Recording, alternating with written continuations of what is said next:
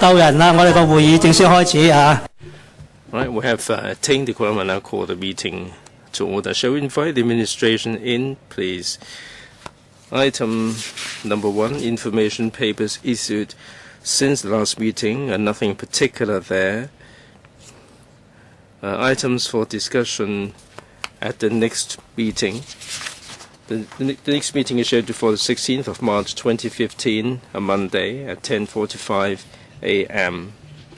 2 items on the list here. The first one is civil service related issues featuring in the 2015-16 budget, and number 2, an overview of the medical and dental benefits for civil service servants, pensioners and eligible dependents. Mr. Lee Chuk-yan. Chairman. With the publication of the retirement policy for civil service, we have views from civil servants and disciplined services. I think it's only right that we hear what they have to say, listen to what they have to say in this regard.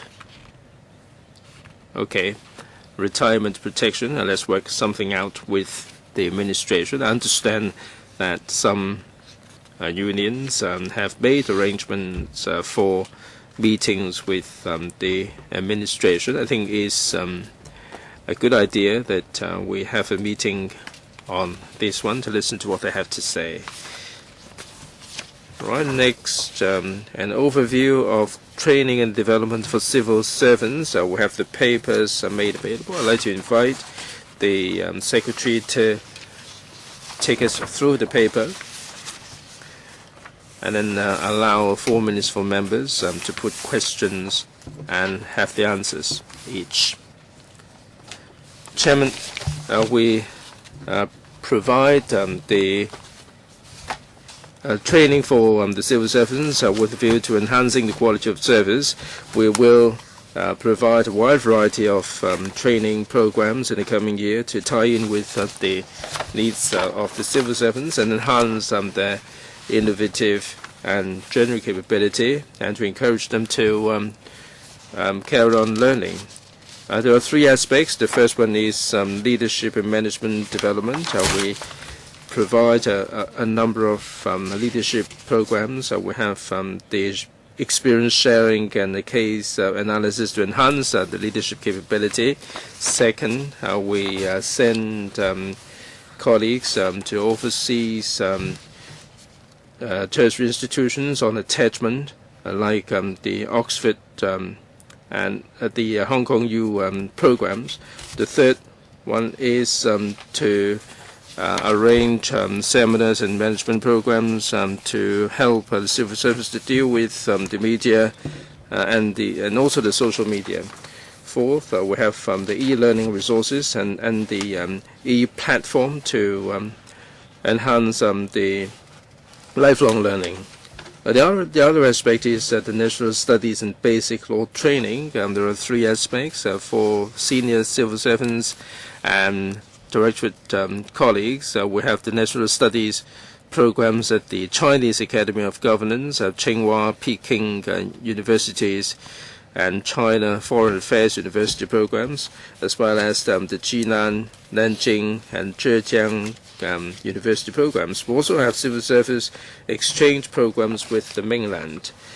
We also invite distinguished scholars to give talks on topical issues, and also to introduce the mainland policies for civil servants, like foreign affairs policies and administering the country in accordance with the law.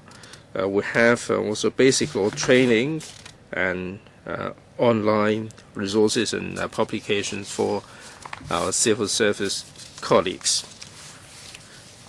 All right, questions? Mr. Lee Chuk-yan. 4 minutes, please. I am the only one, Mr. Chairman. Chairman, I think these programs have been going on for some considerable time, and what is the latest situation in terms of the political economic developments in Hong Kong? What sort of direction is the Civil Service Bureau mapping out for the civil servants? There are two major topics. The first one is political neutrality on the part of the civil servants. Second, can we defend the two systems under one country? Under the leadership of C.Y. Leung, there is not much about two systems, with emphasis being put on one country. And they keep talking about one single country. Nothing but one single country at the expense of two systems. And one country is overriding two systems. If you look at the basic law, we have one country, two systems, high degree of autonomy, and you have the basic law. Now, under the pressure of the pro-establishment members, maybe we are moving away from two systems towards one country in your education of the civil servants. The second issue I'm concerned about is the political neutrality of the civil servants. If you look at the police in the handling of the social movement, the Occupy movement, there is increasing confrontation, and they are adopting some political stance, and they refrain from being politically neutral.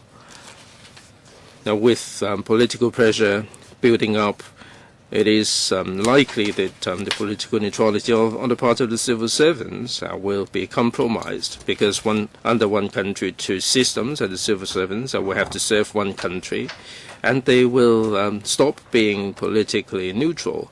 So I can't see anything being done by the administration. I am concerned that in terms of the national studies, the civil servants are going to be indoctrinated, and they will stop being politically neutral. Secretary? Political neutrality, Mr. Chairman, this is one of our core values. Civil servants face a lot of challenges, but the key thing is civil servants have to be politically neutral. We're executing the policies. Of course, we would contribute our impartial and sound advice, but at the end of the day, it is the ruling team that takes the decision. The civil servants are there to execute the policies. That's what neutrality is all about. This basic, fundamental idea remains unchanged. Now, one country, two systems. We have to make our colleagues aware of the situation. Now, whether we are talking about one country or two systems, we have to understand the latest developments. As I said a moment ago, there are training programs on the mainland, and we also have training programs made available in Hong Kong. All these training programs, they will put questions and raise some questions, and all these will be entertained. Mr. Lee, well, let me now follow up a little bit. Time, I'm running out of time. Now, you talk about the major items. We're not sure about the details. You talked about political neutrality, and the civil servants are faithfully contributing their views. Now, what sort of training do you provide them with to make sure that they will carry on with this tradition? I know that the ruling team has to take political decision, but we are concerned that civil servants will have a new culture sweeping across them. They are second-guessing their bosses. How can you make us believe? Now, you perhaps you would give us a list after the meeting on what sort of scholars from Hong Kong and from the mainland being invited to offer training. Now, if you invite nothing but the CY Leung supporters to do the training, then it would be a different story. Can you give us a list, please, Secretary? Yes, political neutrality is not just us saying it. These are part of our core values. We do have the code for the principal officials. If people find problems with that, they're welcome to raise them. All the permanent secretaries, when executing the policies, will certainly live up to this.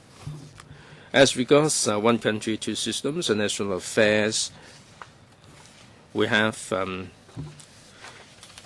the training at the mainland universities and the Chinese Academy of Governance, and you talked about the list. The list is exceedingly long. They do make arrangement for the programs. It may not be possible for us to give a whole list. What about local scholars? Who did you invite to give talks? Well, for mainland scholars, I know who they are. Now, let's say there are 50 scholars from the mainland and 5 scholars from Hong Kong. We'd like to know the ratio. Sorry, speaker is off mic. Well, for such national studies programs, they cover different areas like topics in relation to the economy, topics in relation to sociology. So we have to get speakers from different backgrounds. If you focus too much on the speakers' backgrounds, you may be too lopsided. Mr. Leung Kwok Hong, 4 minutes. Let's dispense with the nonsense. During the Occupy movement, I sent out a very thick book, and it's about governance. I think they have all read that book, and you must have got a copy on your desk. It's from Xi Jinping. It's sent to you as a gift. If you don't read it, then you must be in great trouble. It's a waste of time. So we're being hypocritical. Now even the members' assistants have given me a copy. So when you join a national studies program, you would certainly have to read such books. So let's come clean, be frank. And then for the civil servants, for the civilian staff who are supposed to be politically neutral, I think you should stay away from the change of governments. If you are too close to Party A, then of course you won't have luck when Party B comes into office. That's when we have a change of ruling political parties in the society. But we haven't got this in China. We don't have it in Hong Kong. The future CEO will be screened in as a candidate before he will stand in the election. So, Mr. Tang, how can you make sure that you can keep your political neutrality? So how are you going to go about it? Have you studied the thoughts of Xi Jinping? But of course, he hasn't been given such a status. First of all, you need to have a collection of your thoughts, and then there will be a book on your theory. So I want to know whether you have got a program to let you study about the concentration of powers. Mr. Tang, concentration of powers is the same as Xi Jinping. We want to learn about the latest developments of the nation. Mr. Chairman, my question was clear. For the 2 volumes of works from Xi Jinping, I've got them on my desk. I want to know whether they have been covered in the study programs. That's the first question. Second question, what about the white paper? I want to know whether you have got any teaching materials on the white paper. If yes, show it to us. If no, please give an answer. I haven't got anything else to add. Now, this is the legislature. You haven't been sworn in to give evidence, though. In relation to presidency's words, we haven't put together any teaching materials. Have you read it? They haven't got it, so they would not have read it. What about teaching materials on the white paper?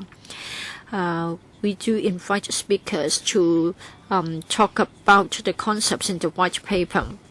Well, you're outrageous. You should have read the ideas of the person who is the source of the white paper. I have to point out to you that Xi Jinping's book has been distributed around. So if you tell us that civil servants don't have to learn and study his book, then what's the purpose of having the book? Are you an enemy of trees, and so you want to cut down the trees to get paper to print his book? You are the directorate part. If you haven't read it, then you will have to be beheaded, just like in the days of Chairman Mao. I would like to queue up again to ask questions. Next, Mr. Yip Kin Yun. Mr. Chairman, I want to follow up on what Mr. Lee Chuk-yen has said. That is the direction of our training programs. I have read the paper.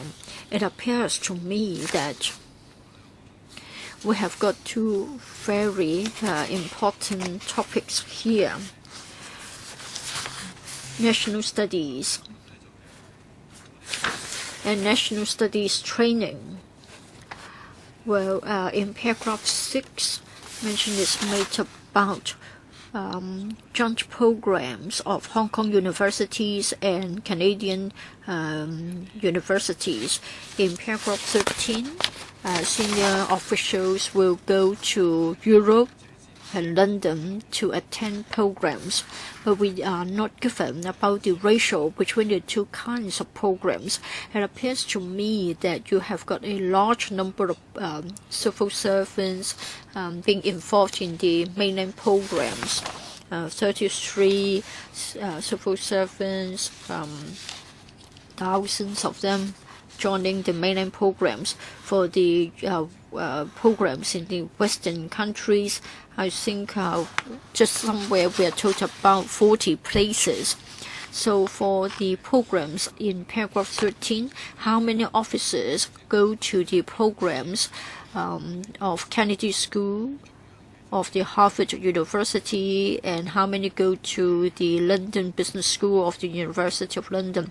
I think we have to learn from the strengths of other places, and then we try to follow suit. It's fine if we go to the mainland to study, but then if we all go to the mainland only, then our outlook will be narrower. I think we should get the best from both the East as well as the West. So can you not give us more figures? In particular, the number of officers involved in the programs in paragraph 13. SCS. For Mr. Yip's questions, there are 2 of them. I will give an answer, and then my colleagues will supplement. Please understand that the 2 sorts of programs are at different levels. First of all, national studies and basic law training. Well, many civil servants have to have knowledge about the basic law in relation to their daily work. And as a special region in the nation, we need to be familiar with the national affairs. But it doesn't mean that we don't consider sending officers to overseas countries. I just want to say that the scope will be different because the needs are different. For those going to places like the USA, of course, there's this real question.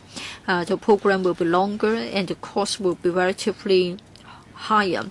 So we are targeting at more senior civil servants, in particular the more senior management staff. When compared with the national studies training, generally speaking, the majority of the civil servants need to acquire such knowledge. Maybe my colleague can also supplement the figures in paragraph 13. Other than sending officers to overseas countries for training, departments themselves also organize similar training sessions. So I haven't got the figures. We have got 13,000 officers attending the national studies programs. And then for leadership and management development programs, we train even more officers, as many as 30,000 officers, both done locally as well as overseas. Next, Mr. Tony Chair. Thank you, Mr. Chairman. Of course, providing training to civil servants and providing learning opportunities to civil servants have to emphasize both the quantity as well as the quality, so that civil servants can understand more in every area, and then we can enhance the service given to the public, and we can provide quality service. Therefore, you have my full support. Knowing our motherland, learning about the developments, learning about the systems and institutions would be important as well. To me, I think when we learn, we won't just rely on one single paper or one single book. We won't generalize on such a basis. We have to make reference to other materials as well. And in fact, other than learning about the mainland, I think it's worth a while to learn about the systems in other related cities and countries. Now, a word on overseas programs. I understand it this way. When you get a subsidy to go overseas for a training, then you have to commit yourself to serve the government for a certain number of years. I want to know for the past 10 years whether we have had a large number of civil servants leaving the government after receiving the training. Second point is,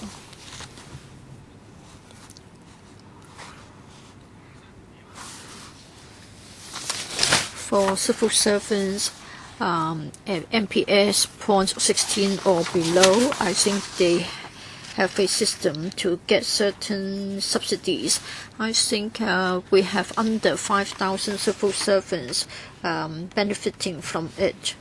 I think the amount of money involved is $13.8 million.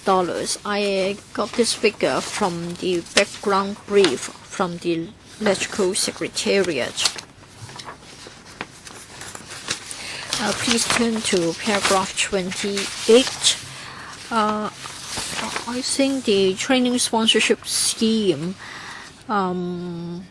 cost $2 million only for 2014 to 15. Why it covered so few applicants? Is it because of a lack of interest? Mr. Chen mentioned 2 points. Let me tackle the second question first. Well, for the training for frontline staff is for MPS point 16 or below officers, including Mod 1, Model Scale 1 staff. It isn't a matter of limitations in the allocation of funds.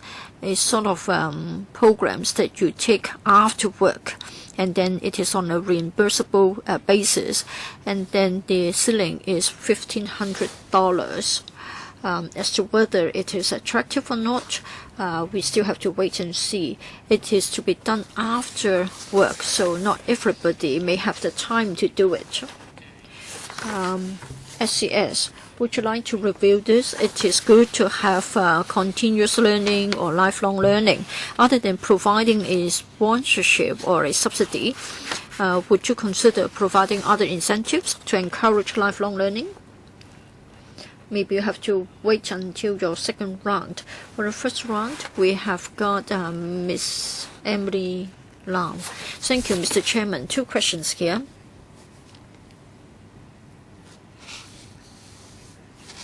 Paragraph 11 of the paper mentions the seminars and management programs, and we are given the topics last year. It's about economic development, tackling Hong Kong's demographic challenges, etc. But I do think the government's policies are able to meet such requirements. Now you talk about the aging population, and yet we haven't got universal retirement protection. Of course, the SCS would say that it's not for the civil servants to initiate such. But then if you haven't got the trained programs to tie in with the policies, then it is a waste of resources. And then another point is about the relationship with the LegCo. I have heard that many civil servants are worried when they come here. But then it is mainly because of the hostility on the part of the executive, and it has caused a lot of conflicts. Why aren't you doing something about it, so that at least civil servants know how to conduct themselves when they come here, and then they will try to have more communication with lawmakers? Next, I want to talk about exchanges on the mainland, in particular the directorate staff. Yesterday we were surprised to find that the CP went to meet the Minister for Security on the mainland, but we haven't been told about that. I want to know whether there are any rules governing such visits, whether to the mainland or other places. Are we supposed to have a prior announcement about such visits? At least the society would know about it, the legislature would know about it, instead of being told about it in a surprising way after the visit has been completed. On the 3 points, Mr. Chairman, first of all about the courses, I would like to help colleagues with their work, although some of the courses may not directly relevant to their work, like demographic challenges and so on. I'd like them to have some background information. Now, for those working in the policy bureaus, they cannot simply rely on these trainings. They are there for equipping them with the background information. So these programs are under the remit of the CSTDI. Individual bureaus can, if they want to have deeper understanding on the subjects that they're dealing with, can arrange their own training as well. Communication is of paramount importance with that is communication with LegCo and the district councils and the community. We do incorporate this element in our training. Third, the business dealings with the mainland. That there are so many interactions with the mainland. That there is no specific rule about the disclosure or dissemination. Ms. Emily now. Now, when officials visit other places for meetings, I'm talking about the directorate staff. You may say that there are so many of them. I think that there should be a protocol. Mr. Secretary said, they can disseminate the information if they so desire. I'll join the queue again. 梁國雄、葉建遠、Emily Lau, Mr. 梁國雄. When the top officials in Hong Kong are interacting with the mainland officials, formally or informally, I don't think there is any record Now, when C.Y. Leung dug up the basement, the former party secretary of Guangdong, Wang Yang, and he's now the vice premier, I think. He came to Hong Kong and he was entertained by C.Y. Leung. He was invited to his residence, and the Ming Pao Daily took photos of the situation. Now, do we have any record of Mr. Wang Yang coming to Hong Kong, any immigration record? And Wang Yang visited Moscow, and he talked about the Occupy movement as a colored revolution. C.Y. Leung is in trouble in Hong Kong. He's got a scandal being exposed in Australia, and he tear-gassed the protesters. He deployed the tri-elements to beat people up. And Wang Yang visited Moscow, and they dined with the officials there with chopsticks, not fearing any bird flu. Now, we LegCo members, I mean, if we go to overseas countries, we have to disclose. Now, this book, Xi Jinping talks about the governance of the nation. I got distributed this copy on the street. Have you got a copy like this? If you don't have a copy on your desk, you should be spanked on the bottom.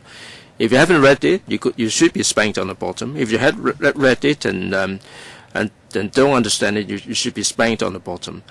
So please cite some of the details for us. Otherwise, you will be stripped of your office. Of the 5 articles, what 3 can you name? Mr. Ip Kin Yuen? Well, your time is up, Mr. Leung. Mr. Ip, Chairman. I don't think my question has been addressed. I'm referring to paragraph 13 of the paper. The attachment and overseas programs. And they're also attached to the international organizations and public bodies. What is the number there? The SCDI sends some officials to overseas tertiary institutions. Now, we have all the statistics for all the rest of the programs, but not so much for paragraph 13. Now, my question is specifically paragraph 13. Can you tell us the statistics there? Secretary, any statistics? We can supplement the information after the meeting. Let me explain first of all. Individual departments do have their own programs, although they're not in our statistics. As my colleague said earlier on, when it comes to management and training, we have the London University of London and Harvard. The number is small because they are pretty costly and they are particularly lengthy. So we would only include those in senior management in these programs. But it doesn't mean to say that we don't attach importance to management. And we have a lot of management courses in Hong Kong. As I said, there are so many, far more colleagues attending management courses than national studies training. Mr. Ip, will the Bureau make available the information after the meeting, like the cumulative figures over the years since reunification, or the year-on-year figure? Well, it would be difficult to dig into the record for the past decade or so, and we have explained why we don't have the comprehensive set of figures, because other than being centrally provided, the courses are also provided by the individual departments. Can you give us the centrally arranged programs? Yes, indeed. Mr. Tony J. Yes, Para 28, Chairman.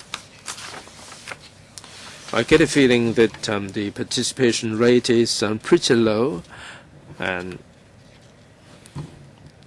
can you organize some programs to encourage continuous learning? And also the study leave, the study grant for civil servants to get to gain certain qualification, and they are not fulfilling the period for which they have to stay afterwards. Mr. J, these frontline colleagues are provided with specific training that are relevant to their work, and we hope that they will enhance themselves. We do offer them subsidy for them to enroll in courses after work that are relevant to what they're doing. So the initiative entirely lies with the colleagues themselves. Each year we allow them to enroll in 3 courses, and the number is not small.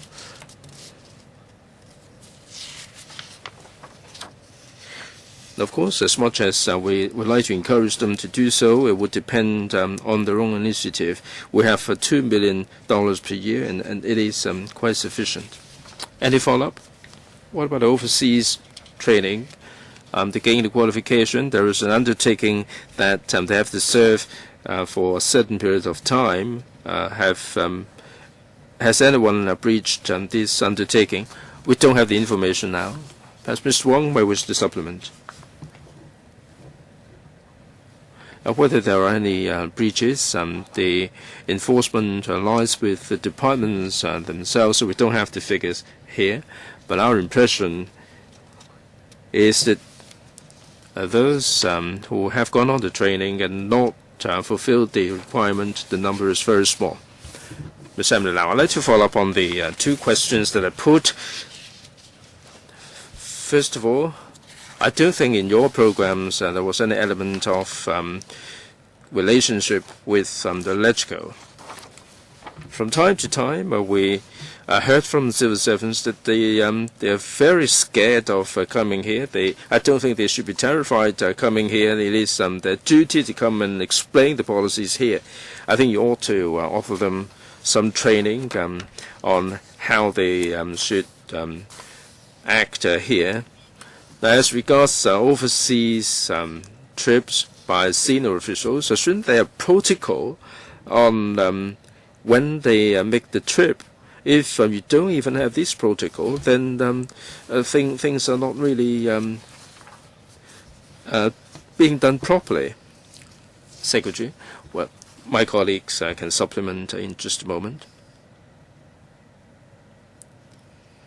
Right, on Ms. Lau's point, we do attach a great deal of importance to relationship with LegCo in the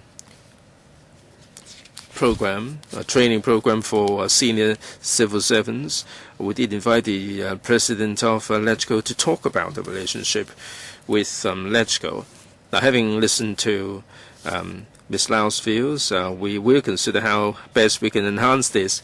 Well, you should invite long hair to give some of the talks. I mean, some officials may be terrified of long hair. I think you ought to tell them what's happening. What about the second question? Let me supplement. Here, training is very important. Now, for the young AOs, we do need on-the-job training. They have to learn as they go along. I think it would be better for them to take part in the work than just being made to attend talks. Individual departments, depending on their own needs and requirements, would provide the courses. Ms. Lau, you are spending taxpayers' money, and these are official visits. Why is it that they should be kept under wraps? Is it? I mean, can you account yourself for to the members of the public? Right. In the interest of time, Mr. Leung Kwok-hong press the button for the third time. We have 2 more items coming up. For 2 minutes, Mr. Leung.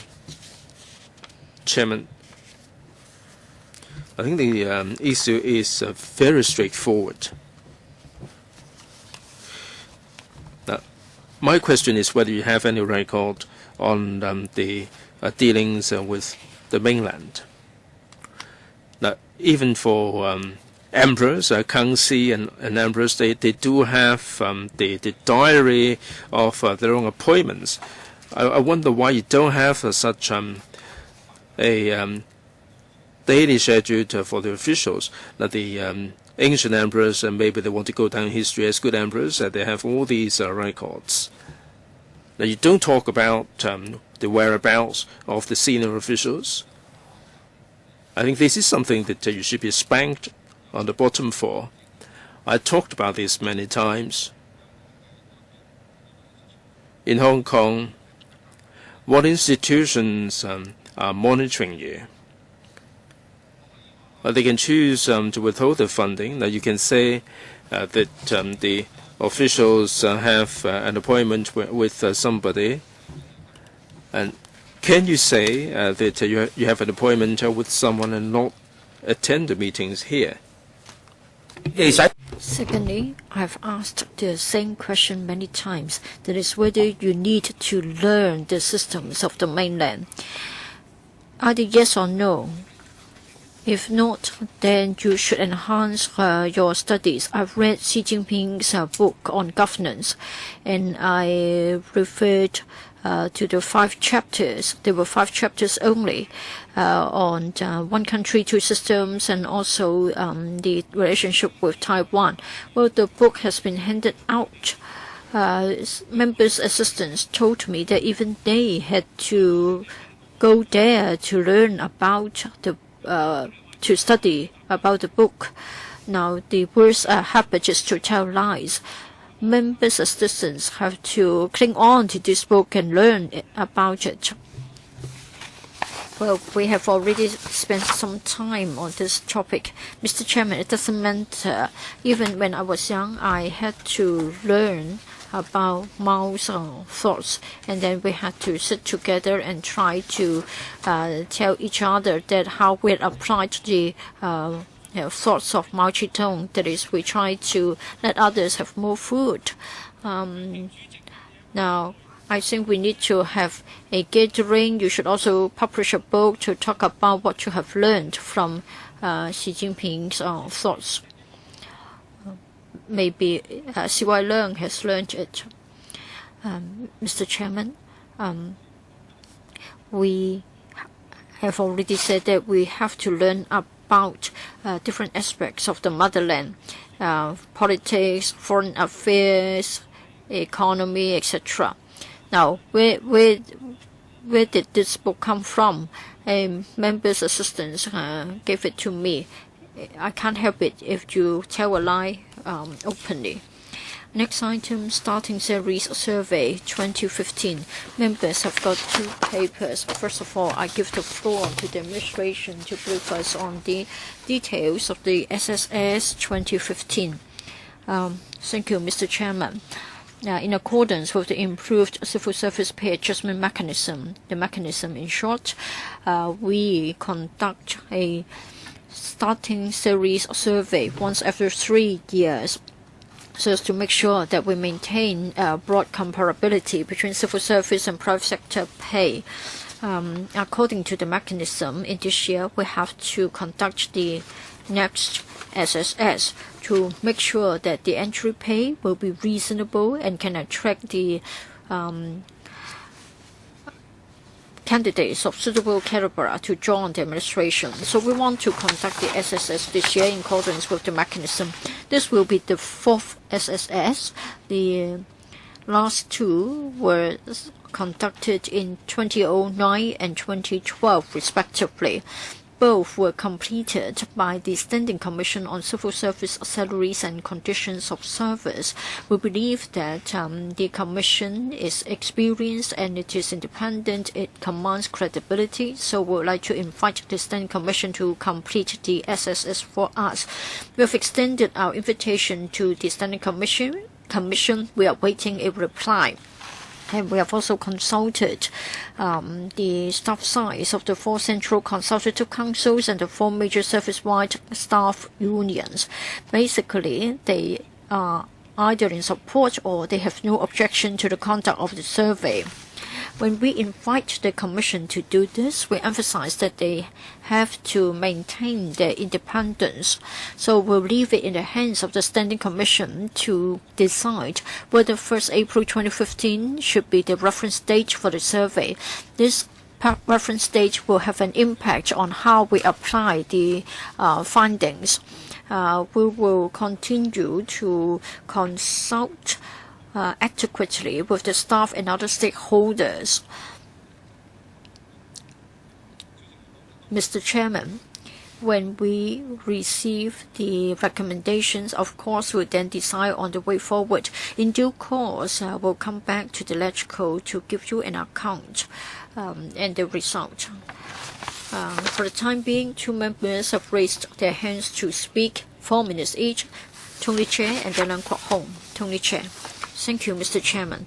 Of course, first of all, I have to declare interest. I'm a member of the Standing Commission. But then, for the SSS, I support. This is because we have to find out about the comparisons and the differences between the civil service and private sector starting salaries. Should there be a difference, then there is a need to make adjustments. Of course, we hope that for civil servants, for the civil service, we hope that we can attract quality members to join. So I support the conduct of a SSS. As to the survey itself, I've got 2 points to make. First of all, the reference date for the survey. I've noted that in the past, it used to be the 1st of April. If we are to do it in 2015, will it still be 1st of April? In your paper, in paragraph 6A, the SCS has said that 1st April 2015 would be the preferred reference date, but we would leave it to the Standing Commission to uphold their independence. It might have been right for 2012, but it may not be so for 2015. The timing of the introduction of the revised statutory minimum wage rate may or may not have an impact, but I think it's better to leave it in the hands of the Standing Commission.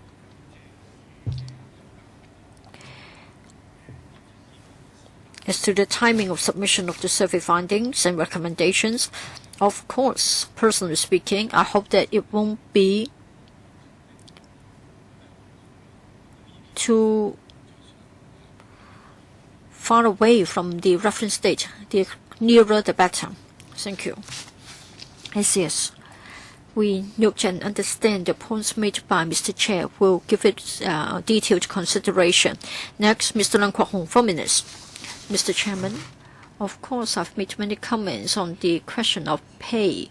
In the year 2000, Anthony Leung became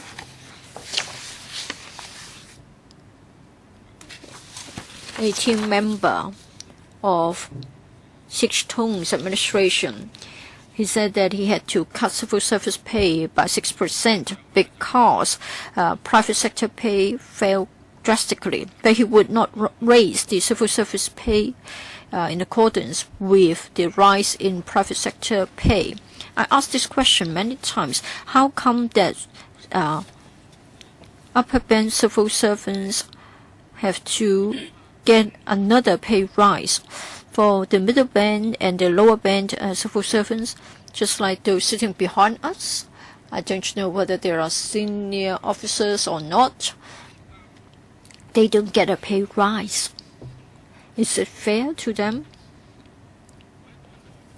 I've already said that for those of us who have listened to our conscience, then we won't allow this to happen. Both of you are very experienced. If there is a ruling, a resolution to say that only lawmakers of a longer period of experience will get a rise in remuneration, then of course it is not good. Now, if somebody used to be CEO in the private sector, and if he has got 10 years experience, then he will get a certain rate of increase. I think that's how you compare it. Now, for this kind of arrangements, it won't be acceptable to me. Now, you're lucky. We have got 4 meetings today at the same time, and so we haven't got many officers, many lawmakers here. I won't follow your rules. I would just pick out those points that are unfair. What sort of arrangement is this? This is by no way accountable. You can increase your own pay. If I block it, then you say that I'm blocking the progress of Hong Kong. Well, every day I receive their service. For colleagues who work here, their pay is pegged to the civil service pay. So is the case of vendor organizations, so there will be far-reaching implications. As I have said, when I protested during the Occupy movement, even the policemen laughed when I said that those called rank and file would get a pay rise later, but not so for those who are more senior. Now, in the tragedy of Leung Tin Loy, many family members were killed. He won't care. He didn't care who was the judge. He would just try to lodge an appeal and file a case whenever he met a judge. Now, how come that only senior officers get a pay rise, but not so for the lower-ranking officers? If you say it is in accordance with the market trends, then in the private sector, if you can't perform, you will be dismissed. Now, C.Y. Leung said that the August 31 decision would be very rigid. There's no room to change. But will he leave? As I have said, for all of us who are conscientious, we won't allow this to be endorsed. Mr. Leung, you have moved on to the third item of discussion. I have to make use of the time available to talk about everything, otherwise you won't understand. Emily Lau. Mr. Chairman, in many industries and sectors, the businessmen found it difficult to fill the vacancies. SES, please tell us whether you have a similar problem of recruitment for the civil service. SES, basically we don't experience any problem in recruitment, be it for the disciplined services or the civilian grades. In most cases, the recruitment exercise has been quite competitive. Now, since so many citizens would like to become civil servants, but then we're worried. Now, we have got more and more such cases among the young. This is particularly the case in relation to those who are occupying senior positions and drawing a high pay. So what are you going to do to encourage the young so that they would see that there won't be an escalation of the problem of corruption? I think we gave a reply to members' concerns in relation to this matter. As to our anti-corruption work, it is the jurisdiction of the ICC, and the ICC will continue with the work and they will enhance it. There are 3 points here. First of all, we need to have the mechanisms right, so that if you have got anything to do with money or contracts, there will be a checks and balance system, and you have to be fair. And then training would also be important. Colleagues should be made to understand that corruption would not be acceptable. So we need to make sure that they've got the right mindset and they've got the right concepts. Thirdly, it is important as well that is the ICAC, we conduct investigations. We do have guidelines for all departments. That is, if they spot anything irregular, they have to report the matter and lodge a complaint. All civil servants have this duty to do so. Mr. Chairman, for the last point, you need to report the matter when you see something wrong. Now, of course, the society has had a discussion. Within the ICAC, many people knew about the case of Timothy Tong, but no one spoke out. And then Tong was even assisted in preparing the soup. So how come that you can be sure that the irregularity will be reported, or will they be made to understand that reporting the matter would not help them at all? I won't comment on individual cases, but then for civil servants, now, if it is felt that the once a senior has been unfair to him, then there is a mechanism to lodge an appeal, a rank above his immediate supervisor. Sometimes civil servants will lodge complaints directly with me. And of course, for promotional matters, there is the Public Service Commission to take care of the matter. This has got nothing to do with corruption. It is a matter of handling the performance appraisals. And then if a colleague observes that there is a matter of corruption, then of course he has to report the matter. You know that ICAC will receive and keep the information in confidence. You don't need to worry about being made public. If an officer sees something wrong, then he should complain to the ICAC. If the management spots anything untoward, again, the management is duty bound to refer the case to the ICAC for follow-up. Mr. Sin Chung Kai, 4 minutes, please. Chairman, paragraph 3 of the paper refers to the pay trend survey, which is an annual, the triennial starting salary survey, and also the 6-yearly pay level survey. I think this is a good arrangement. Civil servants' pay ought to be broadly comparable to that in the private sector. We cannot make it too high, nor can we make it too low. Otherwise, we cannot have a fine team of civil servants. Now, in terms of the data, there was some argument some years back that for a certain year, let's say the finance sector's pay is particularly high or particularly low, and that would make a difference to the civil servants' pay. Even if you're talking about the starting pay, but there is still an impact. How can you make sure that there will be less confrontation that will happen with the civil servants? What room is there for improvement for the collection of data and so on? Well, let me say a little bit about the principle first. I defer to my colleagues for the details. That the data would be very important. The government will have to take a reasonable decision. Last time,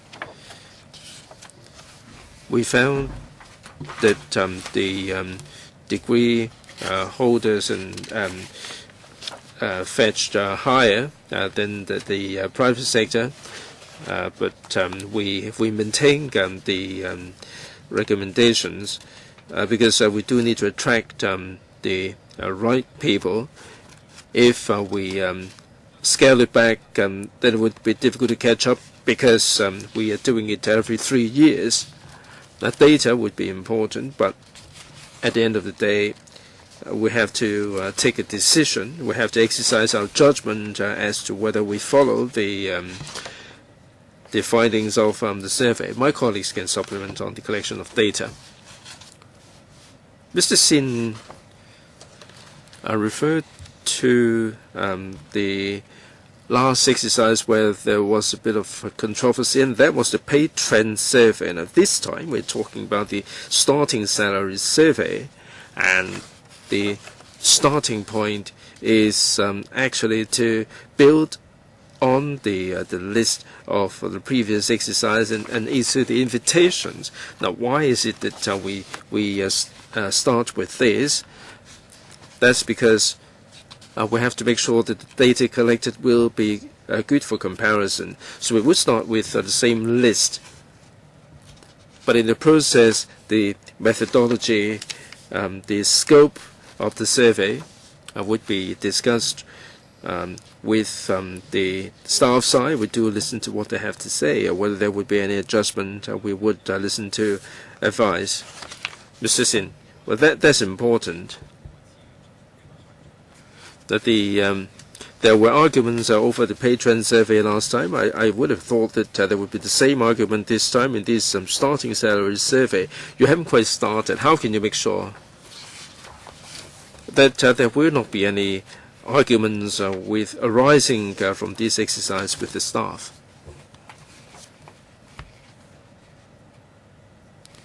When we invite the Standing Commission to conduct the survey, we reiterated that when they carry out the survey,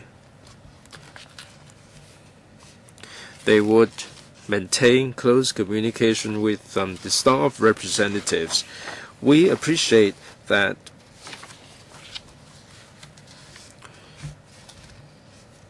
when it comes to the starting salary survey or the pay level survey, the Standing Commission would maintain dialogues with the staff side.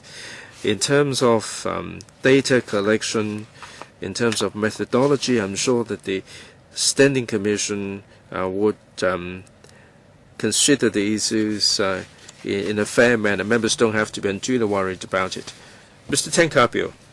Chairman, thank you.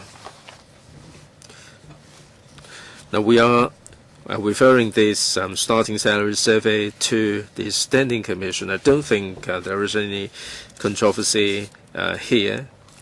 Now you're commissioning the Standing Commission this time around. That with the retirement age being extended to 65, I don't think there would be a great many controversies here. I don't see any objection arising from this proposal for the new entrants. Of course, they're arguing that they should have the retirement age extended to 65 as well. There shouldn't be any particular controversies except for the Provident Fund issues. So my question is, with the new entrants' retirement age being extended to 65, what implications will there be on this starting salary survey 2015? What other considerations do you have in this regard? Now, there are some unions, precisely the EMSD union, is telling us that the department is very, very rigid, and they're not prepared to expand the establishment under the trading fund, and they are fattening up the top at the expense of the lower rung of their hierarchy. Now, the artisans' posts are not created. They merely create the senior posts. There are many who learn a craft and they want to serve in the civil service, and all they can do is to join as NCSCs. Now, for these departments, they do not create any more posts at the bottom rung, and this would affect the career path of a lot of people who wish to join the civil service. Would you have a look at this? Secretary, thanks very much, Mr. Tang. On the first question, I'll defer to the Standing Commission to look at the situation. Now, of course, they are aware that for civilian grade, the new entrants will have the retirement age at 65. Now, will that have any implications on the collection of data? I don't think that there is,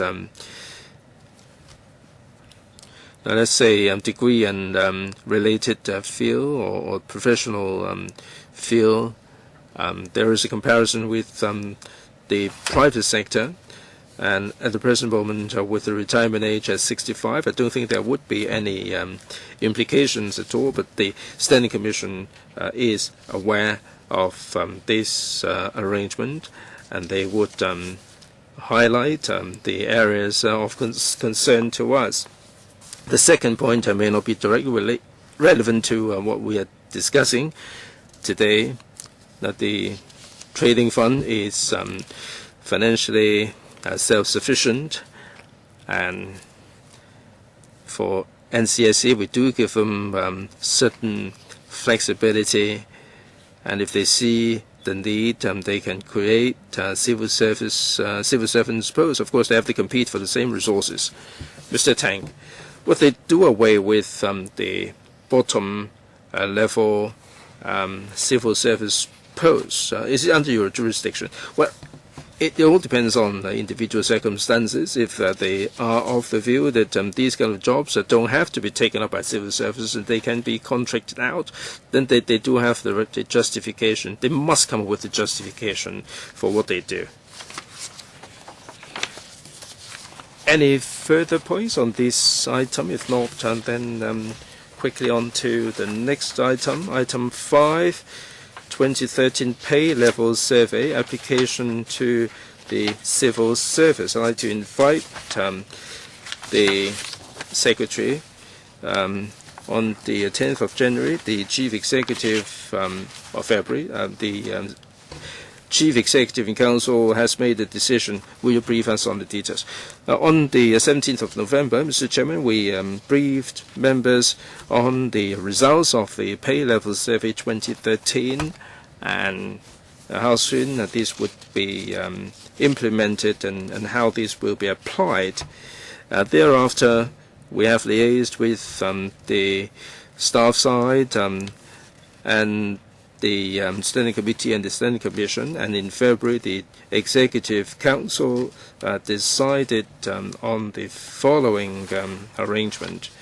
First, job level 5 pay, and that is between 45 and 49 on the MPS.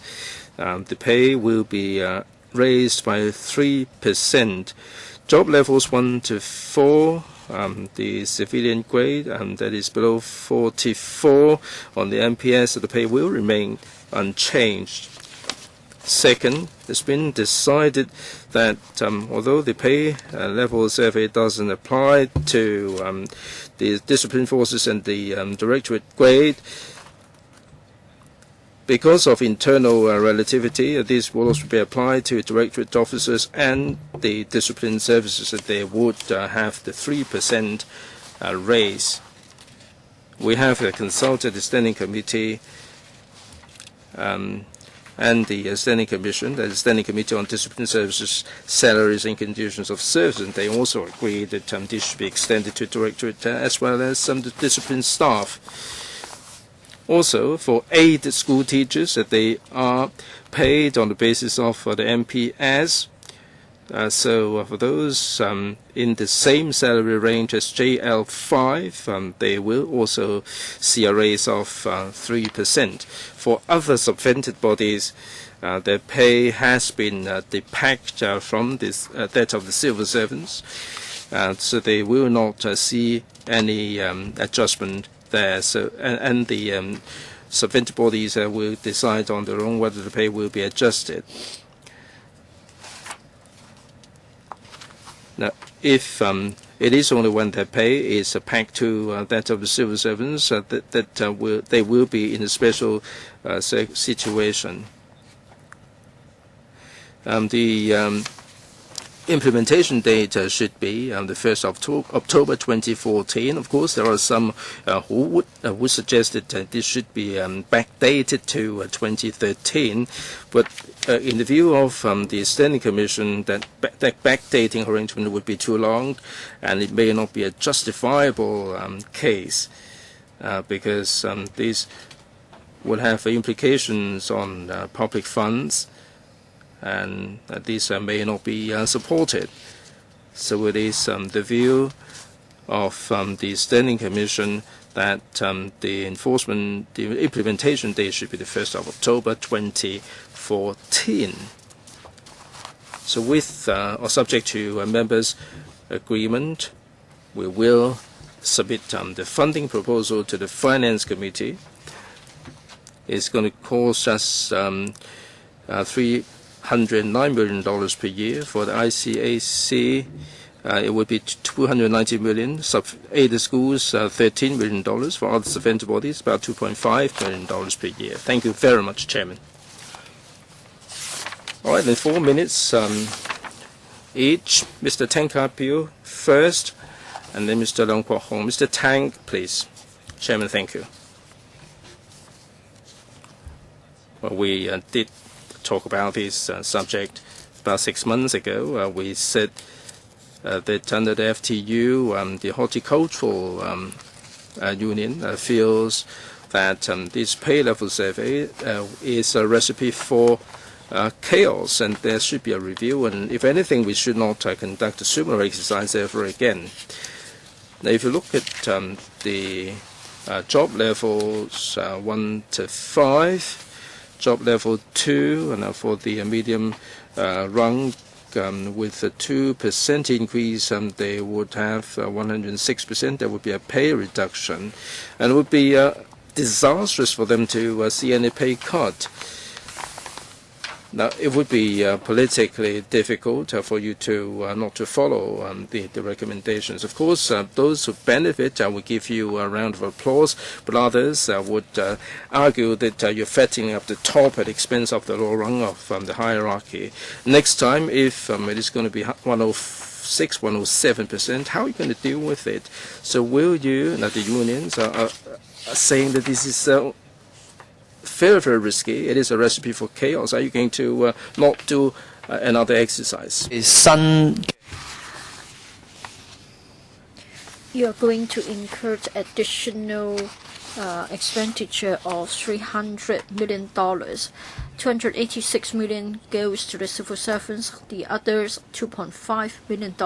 What about the hospital authority?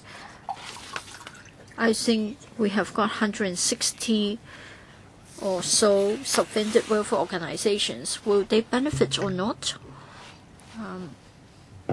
Yes. First of all, thank you, Mr. Tang, for his questions. First of all, when we were having a discussion of the previous paper, the same was mentioned. That is, if our pay, when compared with the private sector, if we want to bring them to be reasonable, then we must have the PLS. Otherwise, for over a long period of time, there will be a gap. Of course, every year we do have the pay trend survey, and that's not about comparisons of the pay levels. That's about the trends. Now, if we're always paying more than the private sector, then there will be the perception that taxpayers are paying too much to the civil servants. But then if we are below the private sector levels, then we will not be attractive enough. And that's why from time to time we need to carry out the PLS so as to find out about the comparison with the private sector. Of course, I understand your concern.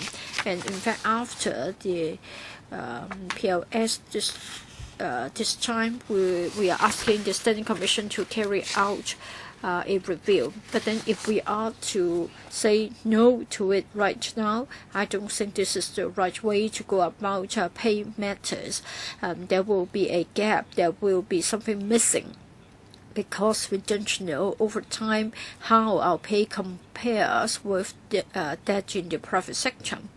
As to the scenario of a pay cut, Usually, that's how the Standing Commission would do. Now, on this occasion, the Standing Commission took a view across the board, and in fact, the Standing Commission would not follow the findings rigidly. Now, I understand that in one case, in the case of the JL5, the comparison ratio is a difference of 8%, but then in fact the recommended pay rise rate is only 3% only. So the Standing Commission would be flexible in the recommendations. As to the hospital authority and the welfare organizations, they would not be covered because their pay scales have been delinked from that of the administrations. So those organizations being operated on the basis of lump sum grants will not be benefiting.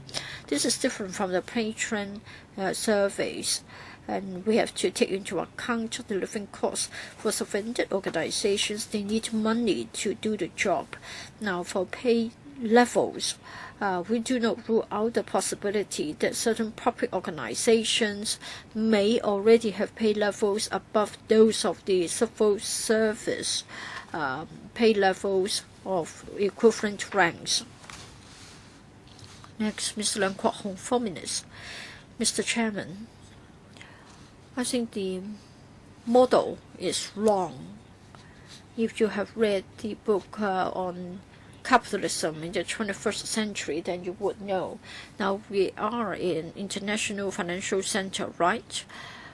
For those high salaried personnel, they rely on interest payment, dividends, etc., which give a wealth effect to support their pay. For others who are manual workers and who are lower rank officers, they don't see a fast growth rate of their wealth. I want to know, have we seen anybody being fired because of poor performance in the private sector?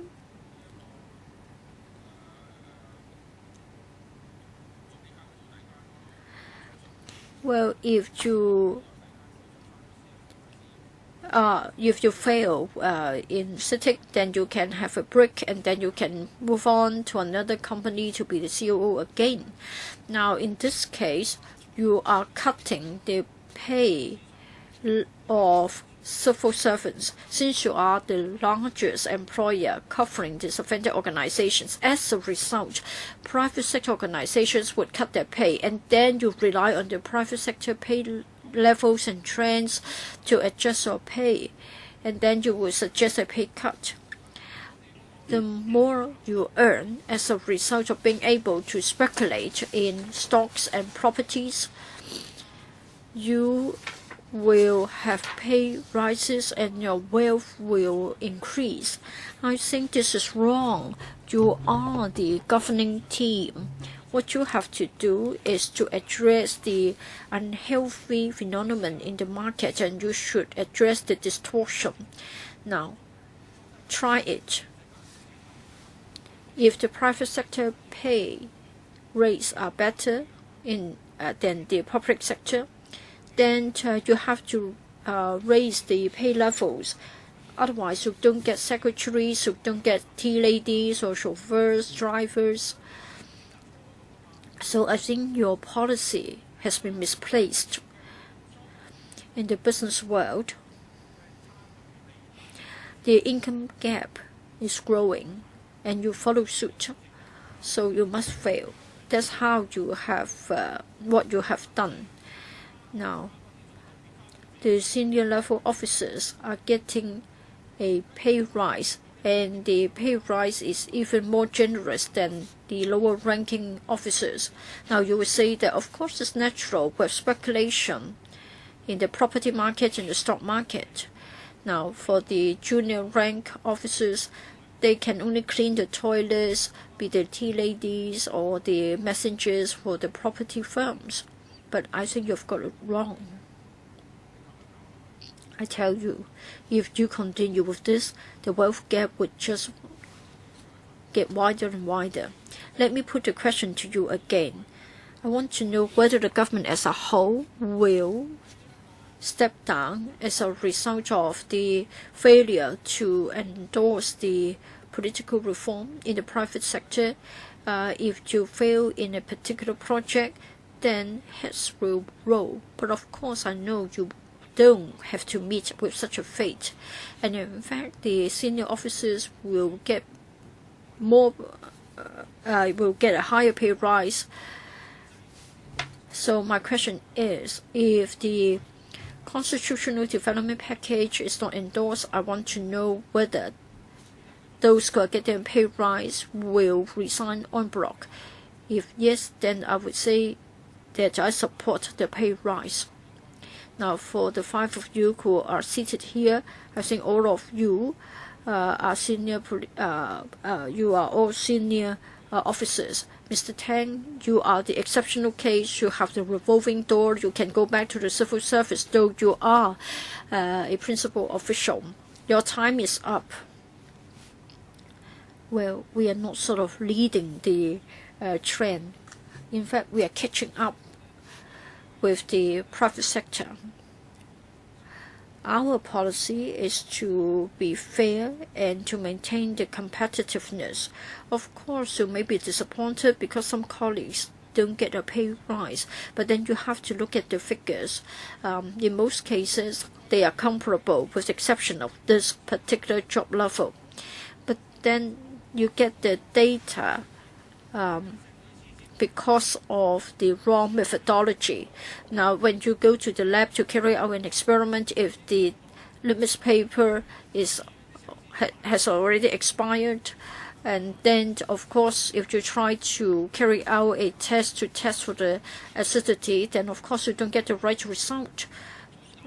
I know, Mr. Chairman, I can't change the status quo now.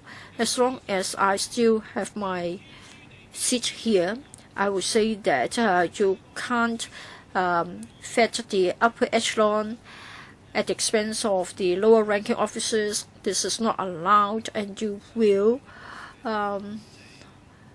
be eradicated. Mr. Tankapio, it is said that ultimately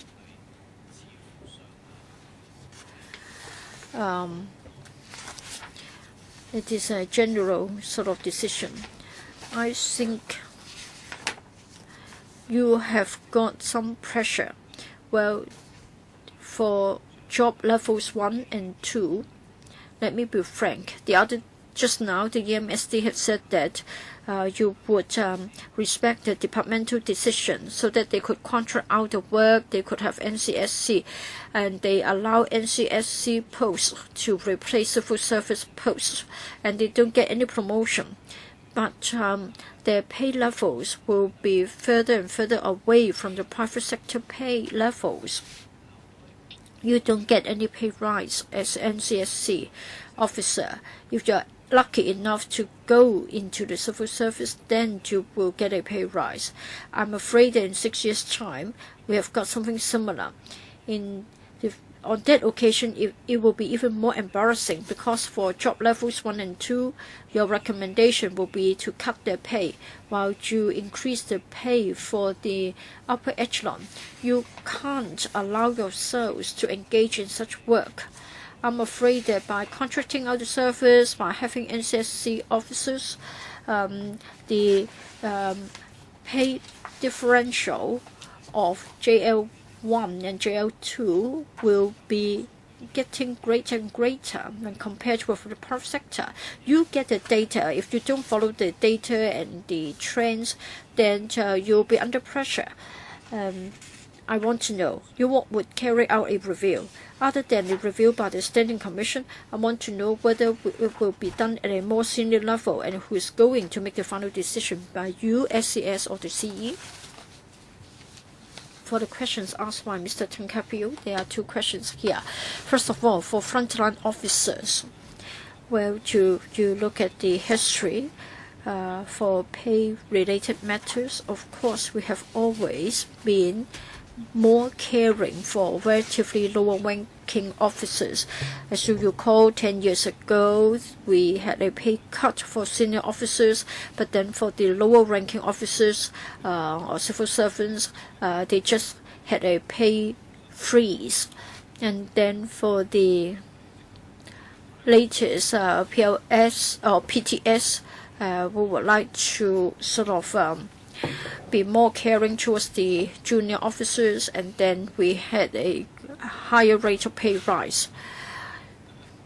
Now, coming back to the question as to whether the next PLS will be carried out in 6 years' time or not, we're not sure. We don't have the ability to anticipate. Now, pay cut is a very radical step. We have to look at the political implications as well as the staff morale implications. But at this stage, we can't rule out the possibility of pay cut in the future. You're concerned about the possibility of a pay cut, but I'm sure the prevailing government and the EXCO of the day would deal with the matter very carefully. Tam Yu Chung for the first time, 4 minutes. Thank you, Mr. Chairman. Whenever we talk about the PLS, there will always be controversies, because for the PLS, the government would say that we need to make reference to the private sector pay. Now, for the private sector, usually the senior officers, say for example the top management, the decision makers, always have very high levels of pay. So from time to time, once every few years when we have a PLS, we'll then see that for the senior officers in the private sector, their pay levels have gone up, and then the government would say that we try to be comparable. Otherwise,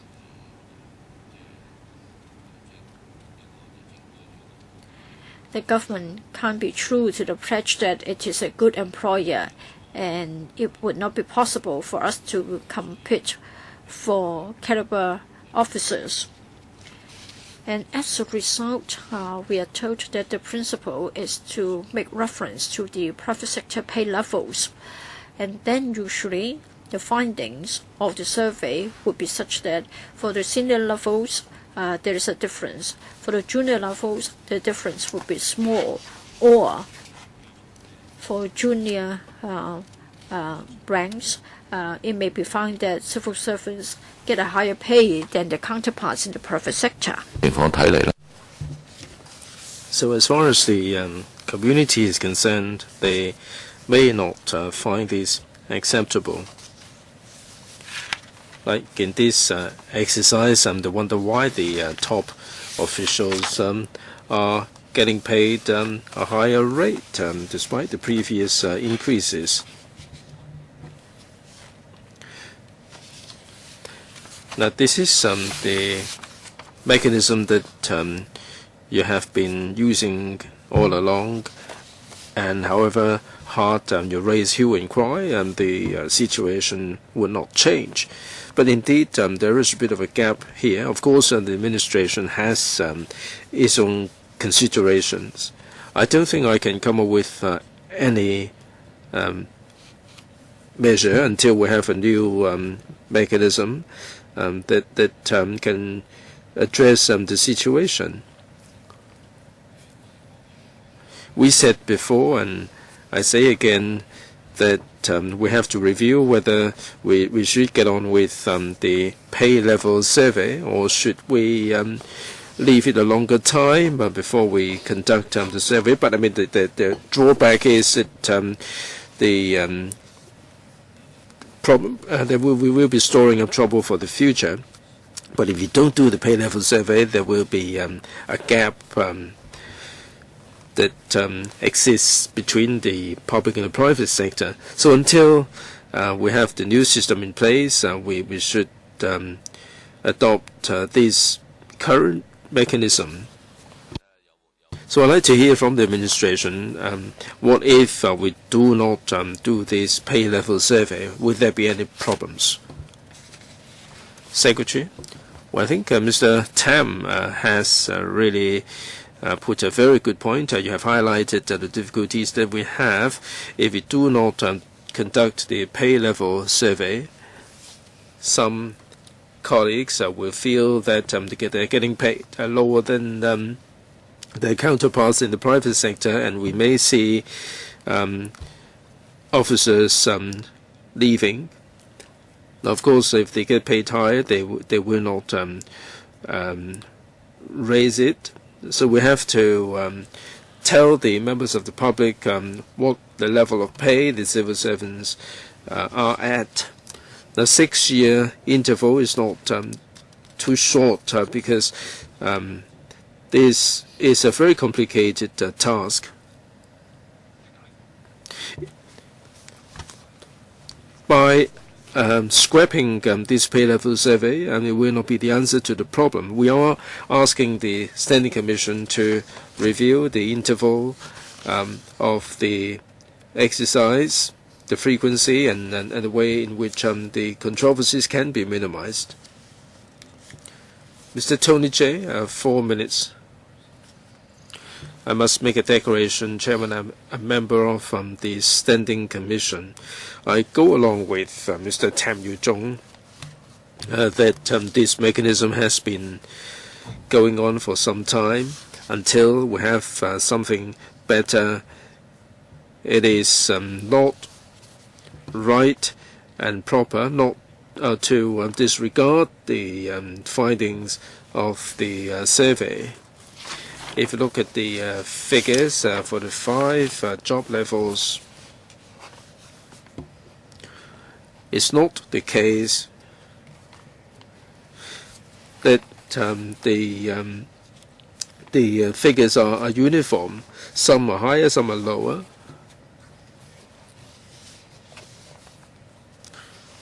So when we consider the application of the survey findings, we have to look at all the different factors. It's not simply a question of numerical comparison. The Secretary also highlighted some of the factors that should be considered.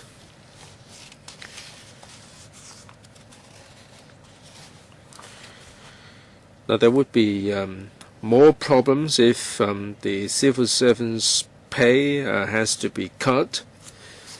Be that as it may, I don't think we should be a bad loser. We have to consider the survey findings. We have to have regard to the findings and make recommendations on this basis. And we should have a holistic approach.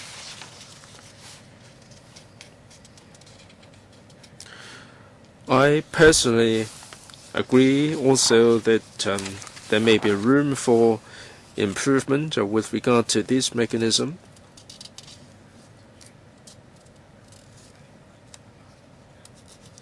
Now, this exercise would happen every 6 years, and there would be ample time for the government to liaise with the stakeholders, the unions, and so on, in order to come up with a better mechanism. As I said, Mr. Chairman, I'm a member of the Standing Commission, and it's not right for me to say anything further because the Standing Commission has already made the recommendations with justifications. I've said this merely in response to Mr. Tam Yu-jung, and I basically agree that until we have something better, we should stick with this existing mechanism and conduct a review accordingly. Mr. Leung Kwok-hong, for the second round, please. Well, I find this really hilarious, Chairman. If the aircon in your office has broken down, if the thermostat has broken down, if it is showing minus 40 degrees, are you going to put on extra clothing and suffocate yourself? In summer, if the thermostat shows 25 degrees Celsius, and in fact the room temperature is 35, are you going to act according to the thermostat? It's a waste of time. The thermostat has broken down. I am talking about the thermostat. You're saying that you have to stick with this thermostat. I pointed out many times that you are spending a lot of money procuring the labor manpower, the labor force. The government and the subvented organizations. Also, the government is the largest employer in Hong Kong, and you are taking the lead to cause this unfairness.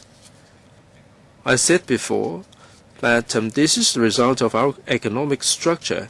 It is the senior management that is making a lot of money, and they are getting a pay rise. I think you have to rectify this situation. You're part of the market, and you're not doing it. Can you use the weighted figure in the light of the special circumstances? You know full well how much you get paid, the senior top officials. It is because of the imbalance in the economic structure. And you are saying this, you're advancing these arguments here in this council. By the time pay cut occurs, the FTU will be leading protesters in petition. Now we are debating the policies here. I'm putting this to you, Mr. Secretary, that your thermostat has become wonky, and it is time you replace it. Are you going to replace it? That the meter has gone wrong, or if the pedal in your car has gone wrong, you're going to be ticketed. You're going to be booked by the police. Is it fair for you to have extra pay rise, despite the pay rise that you've already been awarded? Are you? I mean, or has C.Y. Leung gone insane? He is rising to the challenges. He is proactively active. And what he's trying to say, there should be two curves, and you match the curve, and then you can come up with the figures. I don't think I have to tell you what to do. Mr. Leung. Mr. Leung. And Mr. Tam Yu Chung for the second time, please. All right. I think you've got your point across. Mr. Tam Yu Chung, second time, please. Please, I've got the floor. Please.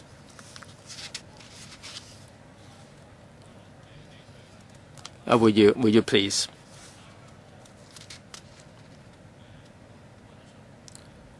Yes, if I may, I'd like to put a question here. The Secretary said before that there may be room for improvement and enhancement and so on. And one of the considerations is that the civil servants' pay will have to be broadly comparable to the private sector. Can there be any gap allowed? Now, let's say there is a gap of 8%, you put up by 3%, disregarding the 5%. Can you widen the gap a little bit more? Let's say 8% gap, and you just live with the 8% gap, and you're not going to do anything at all because of the different job nature. Like in the private sector, the responsibilities would be heavier, and they have the risk of being sacked. But in the civil service, you have the collective responsibility. They may be underperforming, but they don't get the sack as they would do in the private sector. So would there be a bigger gap that would be allowed, and would there be a solution to the problem? Secretary, bigger gap? Well, Chairman, we're not following the private sector market. We're just making it broadly comparable.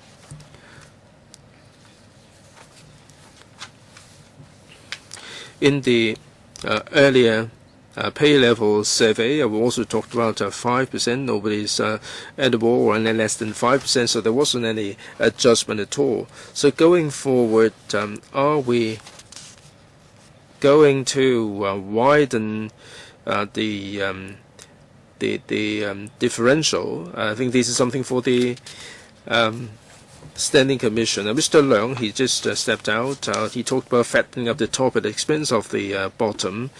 Since this was introduced in 2007, for the top level, the pay rise has been 31.6%, whereas the lower, middle, and lower rank it is 35.4%. So there is no question of fattening up the top at the expense of the bottom rung of the hierarchy, and we do have policies to deal with the relevant issues like poverty alleviation and so on.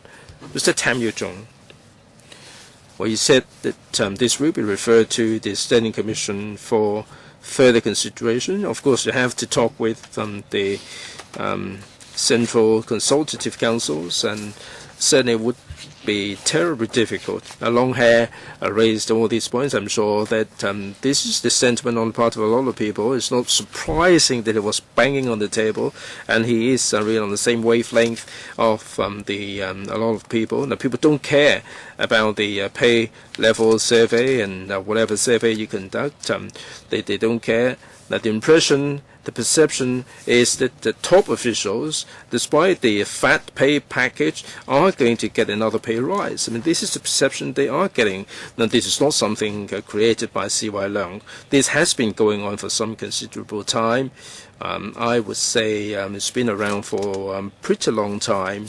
When I came in LegCo, I started hearing about this mechanism. From time to time, there may be adjustments, and that's all. That there is perception in the community out there, and this is nothing surprising. As councillors ourselves, we'd like to find out more about the nitty-gritty, the background, the reasons, the justifications, and the areas where improvements can be made. And I hope that the administration will offer more in the way of explanation. Thank you. Permanent Secretary, please. Thank you, Chairman.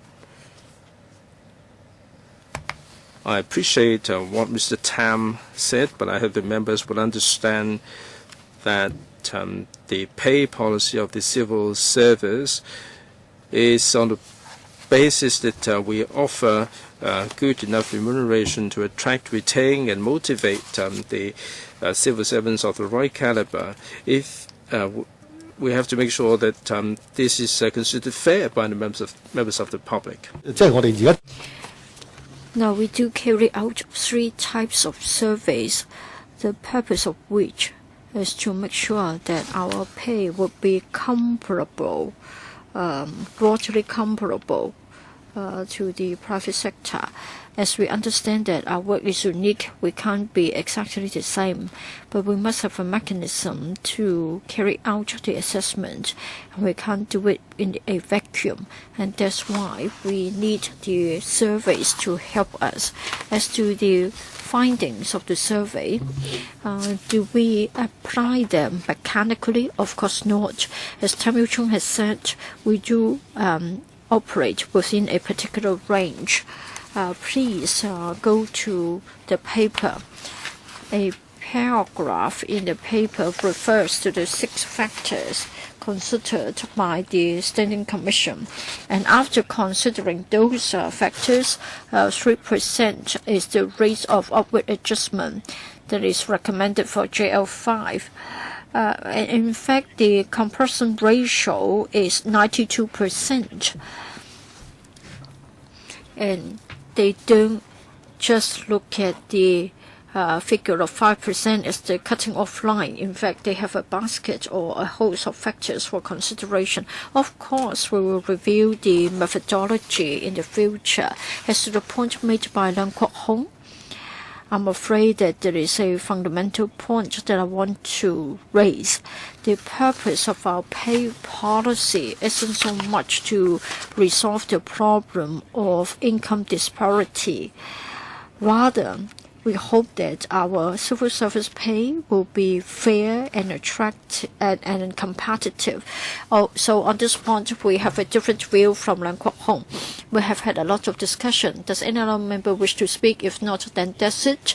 And then we note the paper, and the paper will go to the FC to apply for funding. AOB. Anything under AOB? Yes, Mrs. Yip. Thank you, Mr. Chairman. I came late because I had to meet with some civil service unions. Some civil servants lodged a complaint with me. I think this issue is is known to the Civil Service Bureau. Now, for the rank and file disciplined service officers, before they retire, they live in quarters.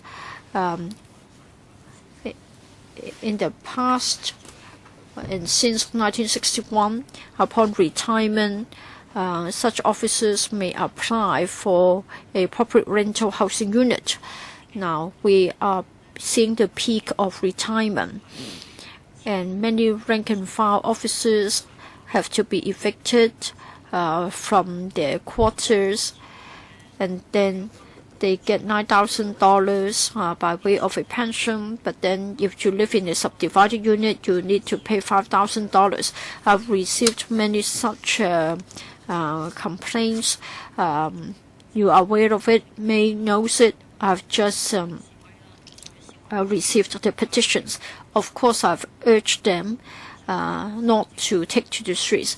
One after another, the disciplined services are experiencing this problem, including the FSD. Mr. Tam, you raised your hand. You have got another item under AOP. I've got a similar complaint as that one received by Mrs. Regina Yip. Now, the SCS knows it, and he says that it can't be done in a high-profile manner, as many people are also waiting for PRH unit. Now, I want to raise another point. I think we need to enhance the training on basic law. Understand that this has been covered by regular training, and basic law is also an area that you have to be tested on when you sit for the recruitment exam. But I hope that you won't just be going through the motions. The curriculum, the content, number of places, the theories and background of the basic law. I just wonder if you can increase the depth of the program, and perhaps you can invite mainland NPCSC members or basic law members as speakers. I think they can understand the matter more accurately. If you just get a scholar in Hong Kong, they may be addressing the issue from their own point of view. So I think it's better if you get a basic law committee member from the mainland who are also on the NPCSC. I think they can speak with greater authority. SCS, 2 points here. I'm grateful to Mrs. Yip and Mr. Tam for their point about the quarters. The Security Bureau will, of course, expedite the construction of departmental quarters for the disciplined services. Second, quota for the PRH units. It has been enhanced, but you know that it's difficult. As you know about the problem with the supply of PRH units. We hope that with a easing off of the pressure, we can fare better.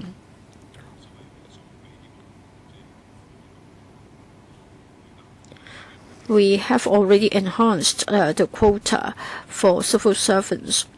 And then for the other point about training, we've already enhanced our training. If the timing is right and if other factors can be met with, we will invite many speakers to give the talks. If there aren't any AOB items, meeting adjourned.